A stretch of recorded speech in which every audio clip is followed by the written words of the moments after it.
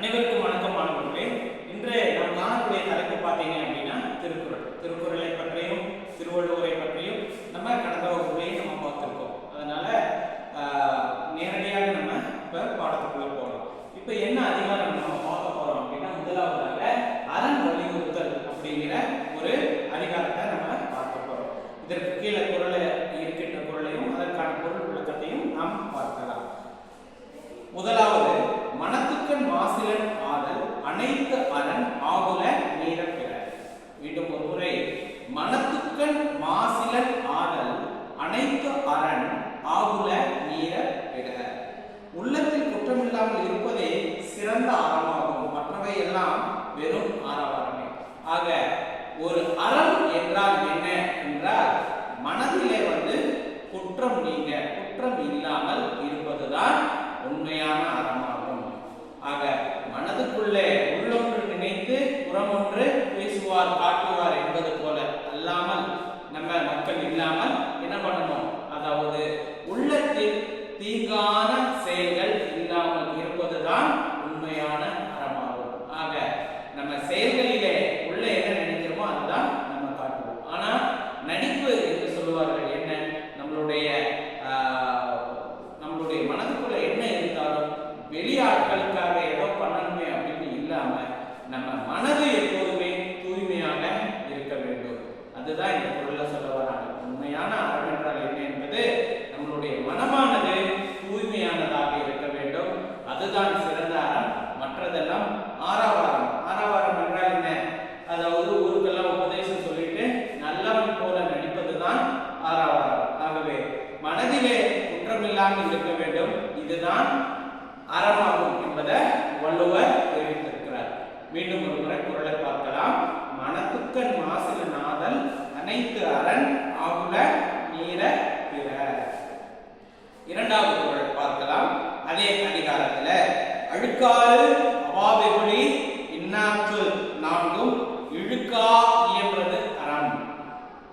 அழுக்காறு அவாவெகுளி இன்னாற்றல் நான்கும் இழுக்கார் என்றது அறம். பொறாமை, பேராசை, சினம், கடுஞ்சொல் பேசுதல் ஆகிய நான்கும் இல்லாமல் வாழ்வதுதான் அறமாகும். என்ன அதிகாரத்திலிருந்து பார்த்திருக்கோம்? அரண் வலியுறுத்தல் என்கின்ற அதிகாரத்திலிருந்து பார்த்திருக்கோம். இதுல என்னென்ன சொல்ல வராங்க? அழுக்காறு அவாவெகுளி இன்னாற்றல் நான்கும் இழுக்காய் என்றது அறம். பொறாமை, பேராசை, சினம், கடுஞ்சொல் பேசுதல், இது நான்கும் இல்லை அப்படின்னா தான் நம்ம அறத்தோடு இருக்கிறோம் என்பது ஒரு நிலைமை. ஆக மாணவர்களாகிய நாமளே நம்ம நினைச்சுக்கணும். அதாவது நம்ம கிட்ட பிறருக்கு ஏதாச்சும் கொடுத்தா நமக்கு கொடுக்கலையே அப்படிங்கிற பொறாமை நம்மிடம் இருக்கிறதா? பிறகு பேராசை, அதாவது அதிகப்படியான ஆசை, அதாவது ஒரு நிறைவேறாத ஆசைன்னு சொல்ல முடியாது, ஒரு அதிகப்படியான ஆசை, ஒரு பேராசை நம்மகிட்ட இருக்கா? சினம், அடிக்கடி நம்ம கோபப்படுறோமா? எல்லாரையுமே வெறுக்கிறோமா? அதாவது நம்ம பெற்றோர்கள் நம்ம கிட்ட பேசுறாங்க, நம்ம மரியாதை கொடுத்து பேசுறது இல்லையா? பெற்றோர்கள் கிடையாது, வேற பெரியவர்கள் பேசுறாங்க, உங்களுடைய ஆசிரியர்கள் பேசுறாங்க, உங்களுடைய நண்பர்கள் பேசுறாங்க, அதுல நீங்கள் கடுஞ்சொற்களை நீங்க பயன்படுத்துறீங்களா? இப்படி அதாவது பொறாமை பேசுதல், பிறகு பேராசை, பிறகு சினம், கடுஞ்சொல், இந்த நான்கும் ஆகிய நான்கும் இல்லாமல் வாழ்வதுதான் அறம். ஆக மாணவர்களே, இந்த ஆரம்ப புத்தகத்திலே உங்களுக்கு அரண் வலியுறுத்தல் என்கின்ற இரண்டு குறள்கள் தான் கொடுத்திருக்கிறாங்க. அதாவது மனத்துக்கண் மாசிலன் ஆதல் அனைத்து அரண் ஆகுல நீர பிற. இரண்டாவது, அழுக்காறு அவாவெகுளி இன்னாற்றல் நான்கும் இழுக்கா இயன்றது அறம். ஆக இந்த குறள்ல சொன்ன விஷயத்தை, அதாவது இந்த நம்மளுடைய வாழ்விலே நம்ம கடைபிடிக்க வேண்டும். இது நமக்கு மட்டுமே பொருந்துவதாக இருக்காது. இது உலக பொதுமறை நூல் திருக்குறள் அப்படின்னு சொல்றாங்க. இந்த உலக மக்கள் யாருக்கு வேணும்னாலும் இந்த கருத்தானது பொருந்தும் வகையிலே இருக்கும்.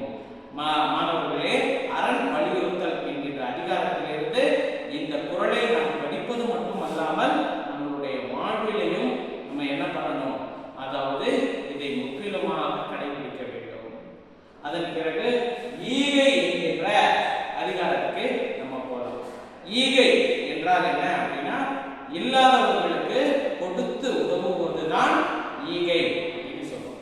இப்போ இந்த ஈகை என்ற அதிகாரம்